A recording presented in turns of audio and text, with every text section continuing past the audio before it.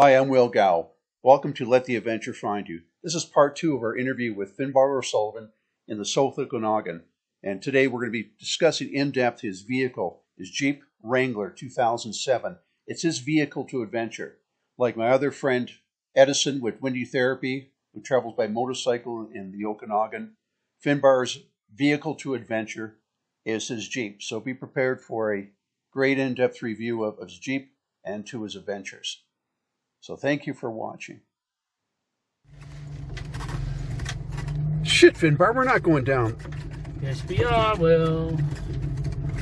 How steep is this? Jesus. Make you book it, isn't it? Jesus, for shit's sake.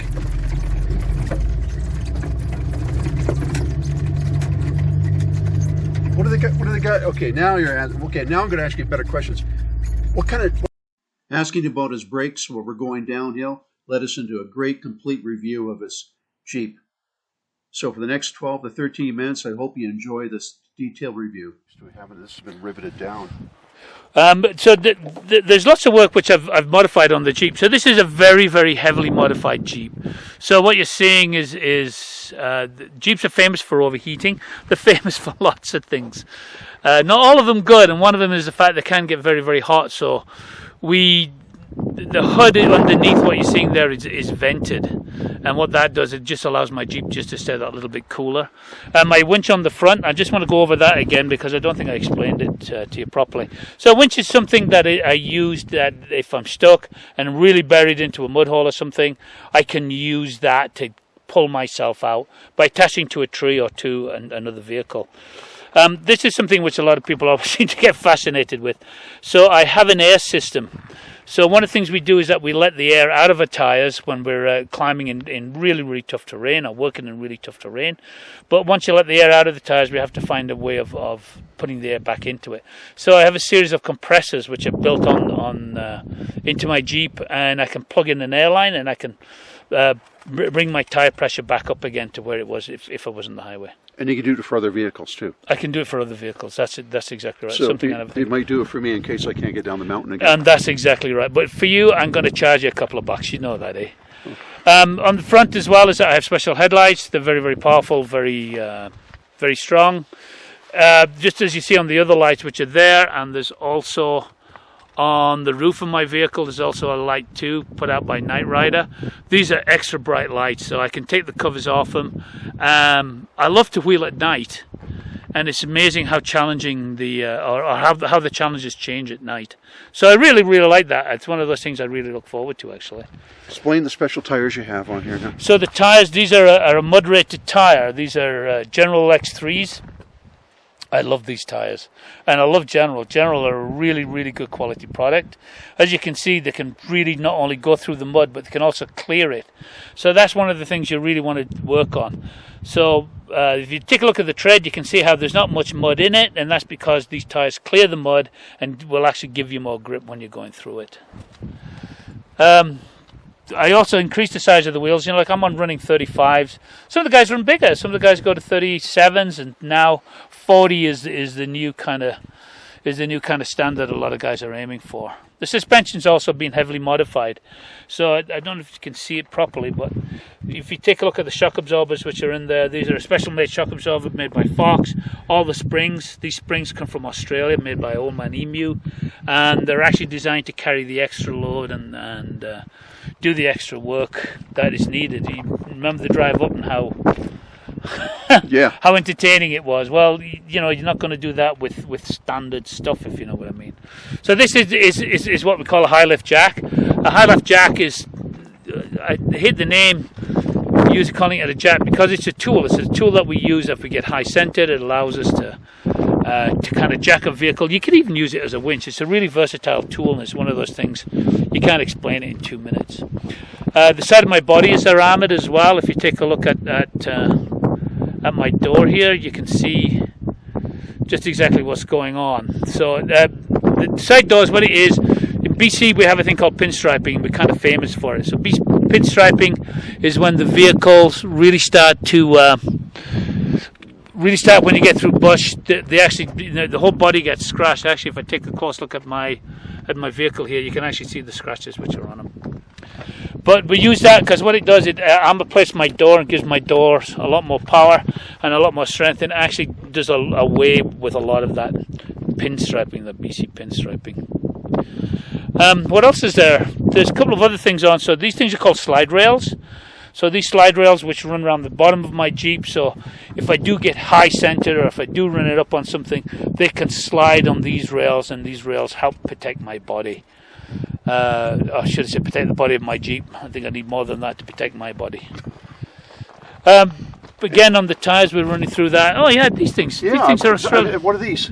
So these things are called Max Tracks, and Max Tracks is just a brand. What Max Tracks do, they're there to...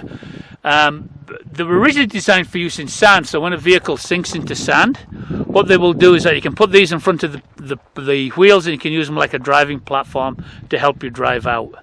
BC, we use them a lot for mud. They're really, really good in mud, so they're really, really good to use. The Australians, unfortunately, make the best ones. There is a couple of companies in the States which make them, but the Aussies seem to have the market sewn up on it. Actually, I'll just go to the top. So, as you're seeing here, one of the things you're seeing is an awning. So, because I do a lot of overlanding means I'll spend several times or several nights outside. Sometimes I'm in the winter, sometimes I'm in the summer. Oh, it's an awning, just like you see on the motorhomes, except it's a very simple one. It's very easy to operate. You just manually pull it out.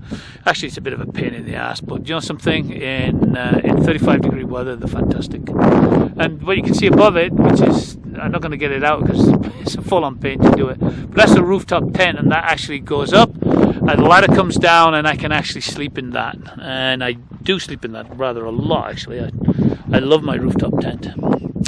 If we get around what the back, about the, I know you talked at one year about a kitchen or a kitchen. Oh yeah. How do you handle that? Oh, I have a kitchen and everything that's actually built into it. I tell you what, let's do a quick rundown, and then I'll show you the back, because that is entertaining on its own. On my back, I carry two spare jerry cans, just because some of the distances I go, and also Jeeps are not famous for the fuel consumption. The other thing, what am I going to do with the other thing? What am I going to say on the other thing? The other thing is probably the most important tool when we get stuck is a shovel. And you can see I carry a shovel and an axe. The big container at the back, that is just to carry garbage. That's all I use that for. And I can put firewood in there as well if I really, really want. Oh, Mozzie's getting bad, eh? What else have I got here? Let's just...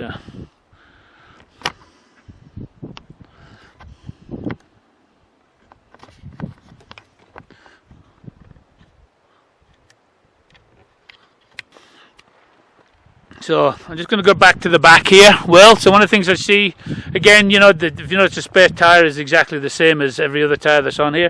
If it doesn't, things don't match up, things don't run well when you're in the bush. You can see the back section of my tent, and I can also see my backup light there. Yeah, I know it's illegal. What's been your, experience running the Jeep? What's been your most trouble you've had, or you've had repairs you've had it done? What's been my most God. obvious ones? Pull up a chair and let me tell you that story. We'll stop with do the top 10 hit parade. Engine was replaced last year. Both axles have been rebuilt. Transmissions and transfer case were just replaced within the last 2 years. So Jeep, just empty every pocket. Remember that, Will. So basically, the value of the Jeep, I could buy a condo in Calgary. Yeah, probably not far off it. You can certainly make a whack of a down payment on it. So these things are kind of cool. I love these things.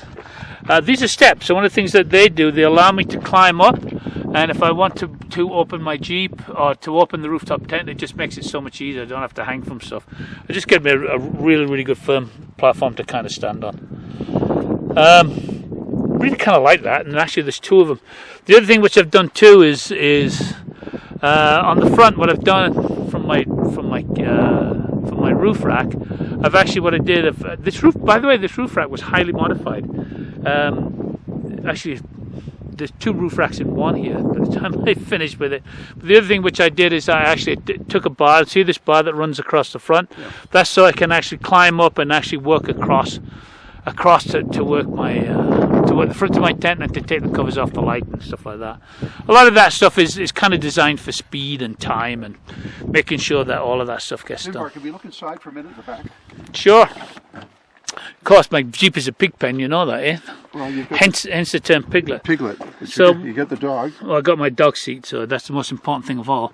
My companion. You're actually looking at the back section of my kitchen here, and I'm going to spend a little bit of time on that. I mean, I know a lot of people will be interested in what you've got back in there. Yeah, and I just better go ahead. So one of the things I did, because it's basically me, my dog, and you know, occasionally I like to have somebody come with me, if you know what I mean.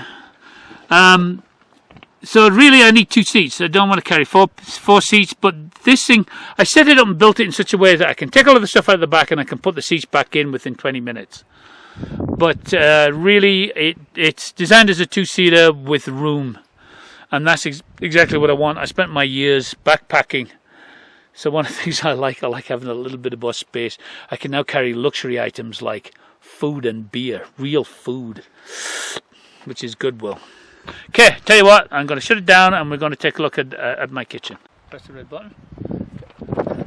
Okay, so just got to open the back.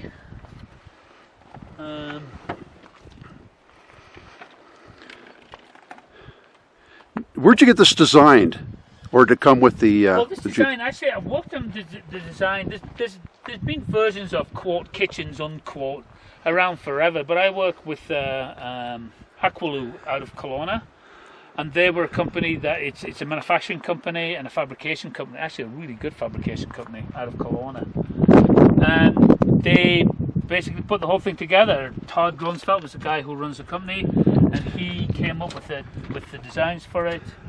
Him and I worked on the designs. He's claiming it, which is good. This is a fridge. Don't look too far into it because there's a whole pile of empty beer cans in there, Will. Well, that goes along with your moniker. Yeah, it does, doesn't it? So it's a fridge, and if I was going to say what's been a game changer, I have to say it's probably the fridge. And the fridges are just absolutely, nowadays these portable little fridges are very, very expensive, but you know what, they're worth the weight in gold. And once it's locked in, it's locked in. So she'll lock in, so when I'm driving it doesn't rattle around. So what other things you had for the design that made it yours and Todd's design? What made a difference than most you've run across? Well, one of the things we wanted to do was we wanted to try and keep our weight down, which is, you know, like my Jeep weighs in pretty close to 6,500 pounds, which is a lot actually. But this thing, what it is, I have a stove, and I'm just going to fasten my stove back down again because this is just, it's just so much easier. My fridge is here, my stove is here. I got a cooking surface that I can help prepare things on, and it's just a really, really nice way to kind of make it. Did you ever consider putting another awning on this side over the cooking area? No, the other way around actually. The main reason being is I want to have easy access to the tent. And the ladder has to go up someplace, so the awning would get in the way. Some guys like to have a kind of rear entry thing here, which I don't particularly like. You know, it's like everybody builds a Jeep that, you know, to suit them and what they like and things which work for them. So, a stove, my Coleman stoves. Coleman still make the best stoves. Mind you, I get mad with this one every now and again. I've got to strap it down. Which I'm going to redo because I was lazy the last time I was out. And that's just again stuff flopping around. As we finish part 2 of our interview with Finbar, our next one, part 3, will take us to the top of the 7,000 foot level of the Okanagan-Similkameen Valley. With his Jeep, we'll have more detail on how the Jeep got there. So beautiful views. Look forward to seeing everyone, and hopefully you check out our other videos on our channel. Have a great adventure day.